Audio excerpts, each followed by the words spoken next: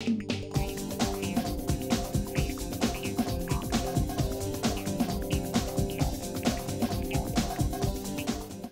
you need a visual getaway this long Memorial Day weekend and expecting rain like we are here in New York, we have plenty of shows to keep you busy.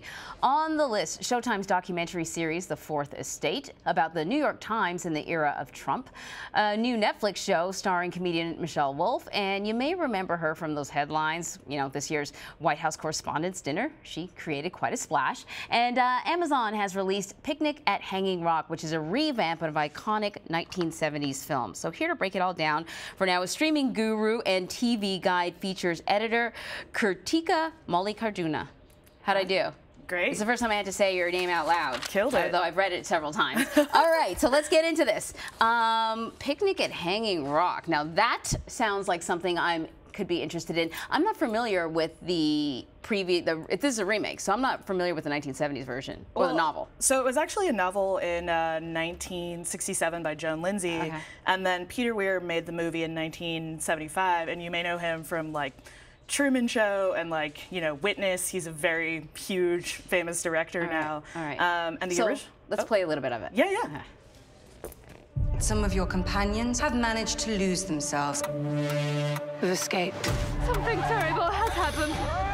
Here it is then, Retribution. They stopped searching.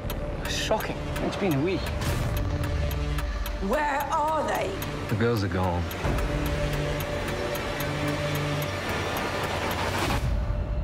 Missing. Presumed dead. Some of your companions. I am into this.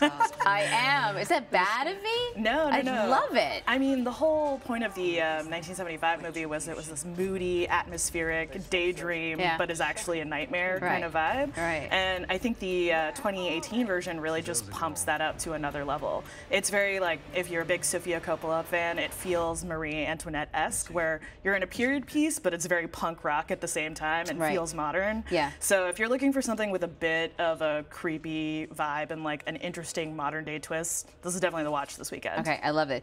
If you're not interested in that and you just want to laugh, right?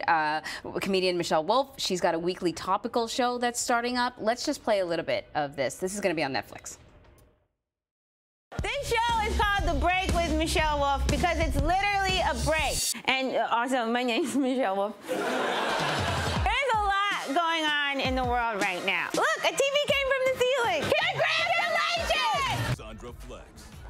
All right, so you may remember her. She sparked a lot of controversy at the White House Correspondents' Dinner this year, but clearly that didn't affect her upward swing in terms of her career because, hey, she's on Netflix. Indeed. I'm actually pretty excited for this because she keeps saying in interviews, if you enjoyed the set at the White House Correspondents' Dinner, this is going to be the same kind of like acidic, bitter, like punching up type of comedy. Right. But it's going to be less political focused and more, you know, pop culture, celebrity entertainment focused. Okay, okay, I like this, and I like that it's not just it looks like it's a variety. It's stand-up, but then she's also doing little skits and stuff like that. Yeah, there's sketches, there's stand-up. She's going to have guests at, you know, the sofa, at the desk. It's going to be nice. All right, very cool. Okay, last but not least, now this is sort of like your vegetables, the heavy stuff, right? So you don't want to laugh, you don't want to be scared, but you want some heavy stuff. We have a new docudrama that's starting up. It's called The Fourth Estate, right?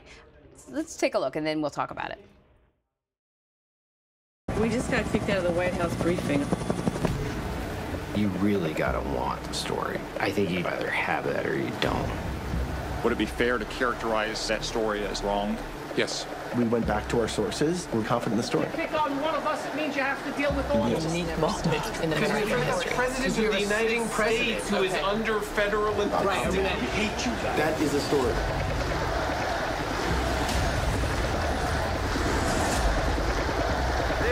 American carnage stops right here and stops right.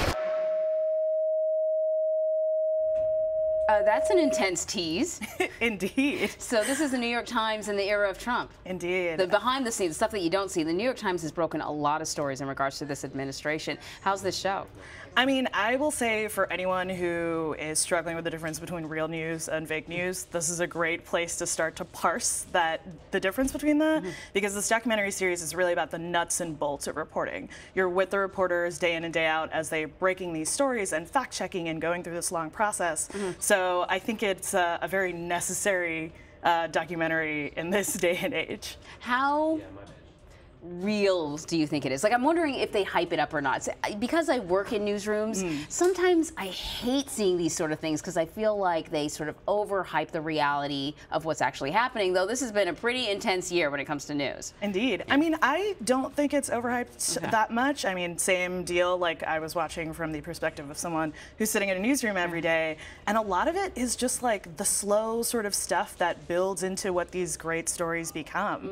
And it's interesting to see that, like, you know, when you get the phone call, it's not always the dramatic scene from Spotlight where you're like, I'm breaking the story, I got the news.